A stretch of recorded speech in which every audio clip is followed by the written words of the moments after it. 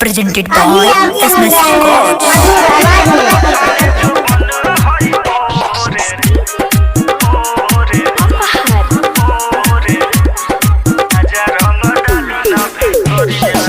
छोड़ के मेहरी रहत बानी बहरी खेल के मन करे होली हो। ए राजा सुना पिए चली जइब भातार पछतइब रंग दिही देवरे हे चोली हो। शुरू कदी हाली भातार तनी डाली श्रद्धा पूरा जाई थोड़े राजा रंग डाली ना भितरिया छछन जो बन हई मोरे राजा रंग डाली ना भितरिया छछन जो बन हई मोरे राजा रंग डाली ना भितरिया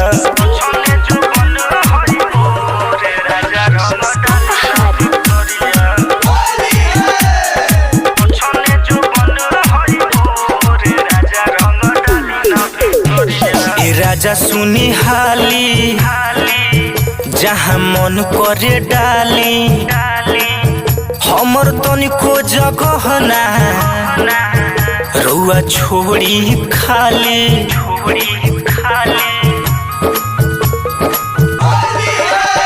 ए राजा सुनी हाली जहाँ मन करे डाली हमर तनिको जगह ना रउआ छोड़ी खाली कदी गाले लाल धई के कोरा फल होई दर तनी जोरे राजा रंग डाली ना भितरिया छछने जो बन हई मोरे राजा रंग डाली ना भितरिया छछने जो बन हई मोरे राजा रंग डाली ना भितरिया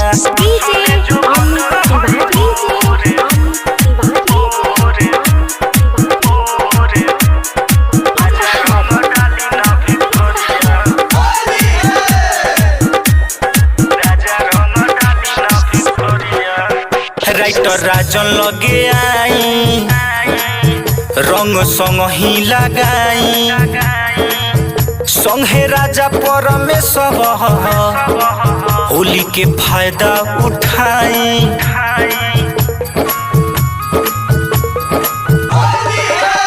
अनिल राजन लगे आई रंग संग ही लगाई